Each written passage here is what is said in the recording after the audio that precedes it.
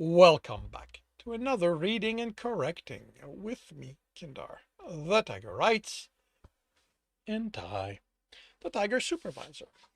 These are where I read a chapter from one of my stories and correct it as I go. If you want to listen to these live, it's every Tuesday morning, 8 a.m. Eastern Time on Twitch, and if you are looking to support me, that is on my Patreon. Today we are doing Chapter 9 of Stepping Wild. Tibs was less apprehensive as he approached the gate with the other runners and would-be runners, but no less alert. The weave at the gate hadn't reacted to him the day before, so it shouldn't this morning. But he couldn't know if something had changed throughout the day, so he was ready.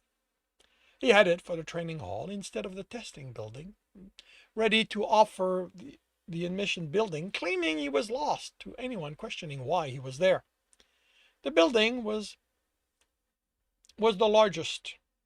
I don't need there. Was the largest, abutting the wall on the sunrise side, and before it fields were set, with runners already training. Inside, the entryway ended at a junction with a large hallway on the left and right. Too many doors for him to bother counting, opening to rooms for trainers to instruct runners in how to use their elements. He sensed many trainers with earth, water, air, fire, fewer with darkness, beauty, light, and corruption, and even less than all of them combined to handle the other 12 elements. Possibly not even all of them. Some, like Potentia, Force, and Binding, only seem to be trained at the occasional dungeon.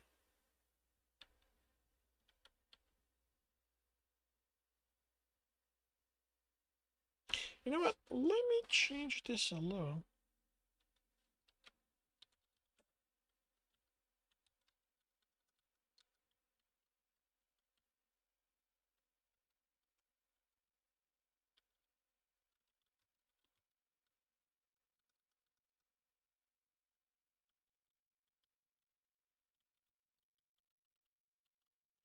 There we go.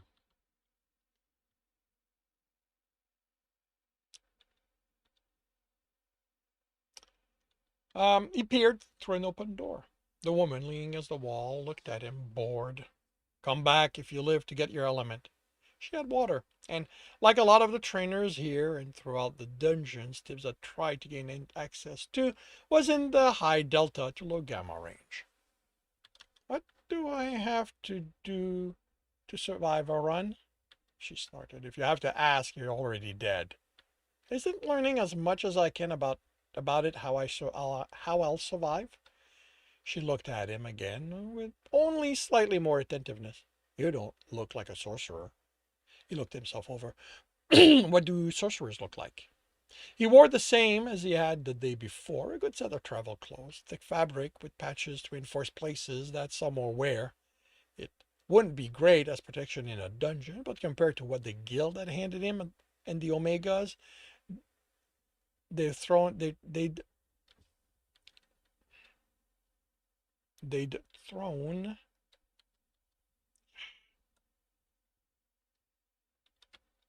thrown into stow to be eaten, it was much better. Books, she said with disdain, pockets and packs full of them. Always thinking the answers are in those instead of out here. Why are the guards by the door?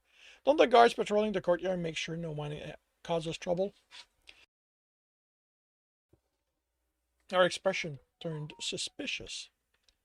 As he slowly aged and went from being a child to a young man, people's willingness to answer his every question had shifted to questioning his motives. They couldn't seem to believe that he'd kept that unending curiosity, that he wanted to learn just for the sake of knowing. That he had motivations behind every question, same as he had when he was a child, didn't keep him from wondering what happened to them that they no longer thought curiosity was normal. But since she'd already decided he was a would-be sorcerer, he had the freedom to ask, even if it annoyed her. Because they've been assigned there. But freedom to ask didn't ensure he'd get a usable answer. He moved on through the hall. No one No one was as brusque as she'd been when he asked them questions, but no one bothered replying with something useful. The sense he didn't belong in that building because of his lack of an element was palpable. The hall ended in a door leading outside, and he walked the grounds. No one questioned what he did there. Some of the booths now had merchants, and runners perused the ware. When a team exited the dungeon, injured, tired, but in good spirits, he angled his walk towards the loot table a few steps away from the path leading to the dungeon's door. They were Omegas, although the young woman, being supported by the fighter, had slightly denser essence. She might test ready when an adventurer checked her for an audience. He timed his arrival for when they walked away from the table after handing over items and coins. How was it? He asked with a quiver in his voice. Hard, the fighter in the lead said, his accent marking him as a local. His armor was the kind leathersmiths sold instead of what the guild offered to those who didn't have their own. It had multiple repairs, but all looked to be well done. He could afford to have it repaired. The sword at his belt, as well as the shield at his back, were plain, but the metal of the blade and the binding around the wood was good quality. But we're making progress, the girl behind him said, with an accent he couldn't place. She was the one ready for her audience. We almost made it through to the sixth room this time. Well, she wore armor, something lighter than the fighter. Her lack of weapon meant she was the sorcerer. Clerics trained at the Purity Dungeon until they were row. How many rooms are there? Depends on the route, a younger version of the sorcerer said with a similar accent. Her freckles gave her an innocent look that the mischievousness in her pale green eyes contradicted. Definitely the rogue. We're taking the longest, so we need to go through 12 rooms. Isn't it easier to reach the boss room if you take the shorter one? The shortest one? Easy isn't the path to gain. The other boy said in a monotone that reminded Tibs of people living around the Purity Dungeon, but his accent was local. The maces at his belt marked him as another fighter.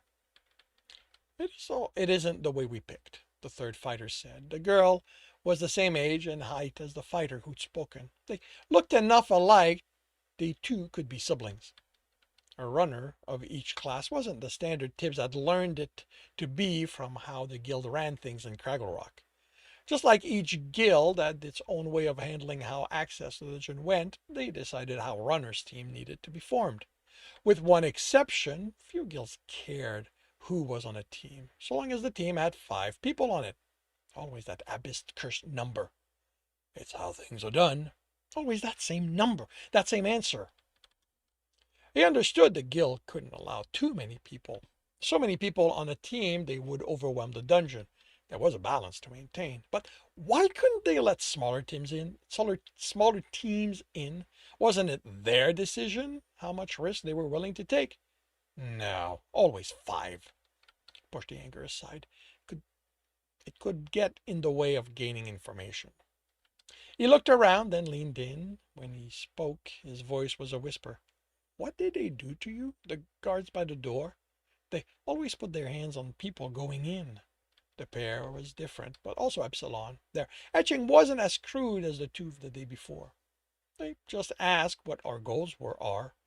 The leader replied with a shrug. If we liked the king, if we were going to help her when we were strong enough. Boring stuff. Did you lie? He asked conspiratorially. They exchanged a disbelieving look. No, the leader said, we don't care about kings. When I'm strong enough, I'm returning home to protect my town from bandits and the animals.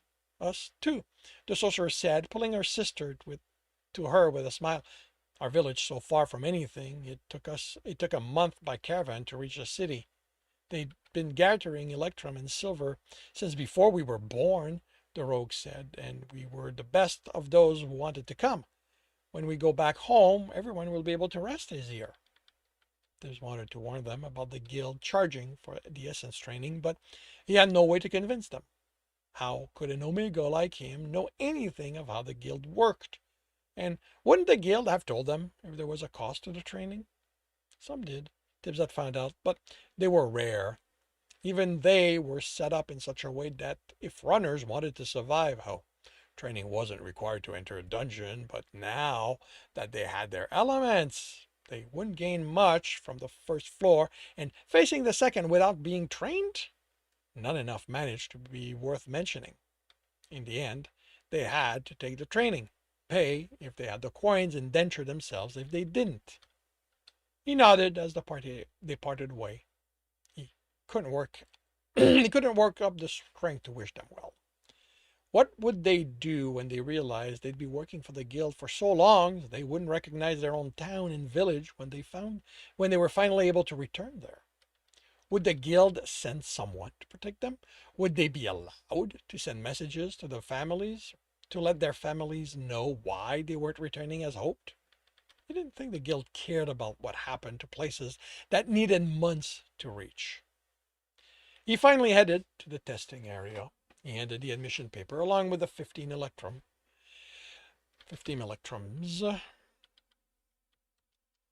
They were local, Carterian stamped coins as he'd been instructed. He'd taken 2 silver from his own coins to get exchange and had received 26 electrum instead of the 30 he would have if they had been Carterian. If he planned on settling, it was best to slowly remove the coins from other kingdoms before he needed to use too many of them when paying for help in need. Even the criminals looked askance when it seems an agent of another king bought their service. The woman who looked the paper over had crystal as her element and in the mid-range of Epsilon. Clerical work within the guild seemed to be done mostly by Epsilon adventurers. He figured they just passed their test and weren't ready to be sent out or had no interest in progressing beyond that. The tests were the same bashing at an Epsilon adventure with various weapons being handed a lock and tools to crack it with, shooting a bow, draw complex design, and answer question only those who read a lot could answer. Some had different tests, like here where he needed to bandage a wound. He always picked a weapon he had little experience with and answered questions badly. He always did his best with the bow and failed horribly. He failed to open locks or keep the traps from triggering. He was decent with bandage because he'd had to learn to convincingly apply them to cover the occasional healing help he gave. His lack of skill in any of the tests meant he'd ended up as fighter more times than as a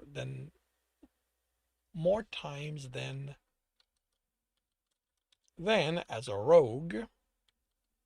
The guild didn't waste the power crystal on someone who couldn't formulate mental symbols to activate it and fire the bolt. Even if they charge him for it, making someone who couldn't hit a target an archer was a waste of meat shield.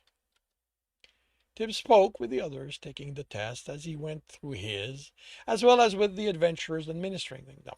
This way, he confirmed that the pair of adventurers at the door were there on the king's coin. The guild didn't care about allegiances to kingdoms, but didn't object to the adventurers earning extra coins, and it used the experience as training for the Epsilon adventurers.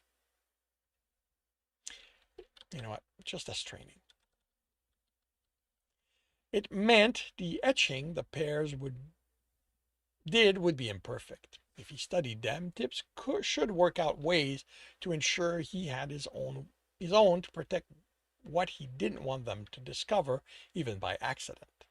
An Epsilon Darkness adventurer shouldn't be so adept at sensing their own element at sensing their own element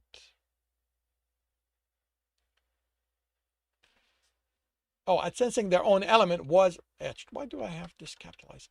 Etched into to sense the one. What? An Epsilon Darkness adventurer shouldn't be so adept at sensing their own element. They'd be able to sense the one covering Tibs' forearm. He didn't like dealing with shoulds.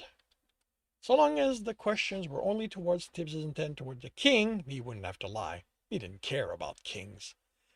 The sun was well past its zenith when the testing ended. Tibbs was declared a fighter, and he picked the mace and shield as his tools. He and the others then headed to an assignment area, and it was quickly apparent that most of them were fighters. He hung back. Those who hadn't already formed their teams were grouped, mixing the classes until only fighters were left. While a fighter team would easily win any fight on the first floor, they'd fall to the first trap. The guild might not care about the runners, but it wasn't so wasteful as to send them to certain death if there was no gain in it. With a dungeon who had at least 7 floors, Tibbs figured that Omega's falling to its trap didn't gain it much. They were instructed to return the next day, where they'd be assigned to teams who had lost their fighters. Most would. The reasons the guild made anyone they couldn't easily fit into another class of fighter was that they were the ones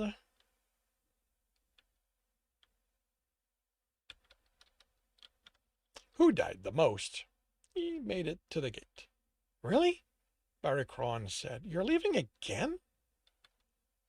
Didn't think you were paying attention, Tibbs whispered. I have other things to deal with, you know, but I did glance your way here and there. I'll be back tomorrow. That concludes Chapter 9 of Stepping Wild. If you are enjoying this, please leave a like. If you want to know when the next chapter will be up, subscribe and hit the bell. If you want to read this story, it is up for free on Royal Road. And if you want to support me and read ahead of that, it's on Ream's Story, where we are about a dozen chapters ahead. If you want to listen to these live, it's every Tuesday morning, 8 a.m. Eastern Time on Twitch and YouTube. Links are in the notes, and with that, I shall wish you a good day.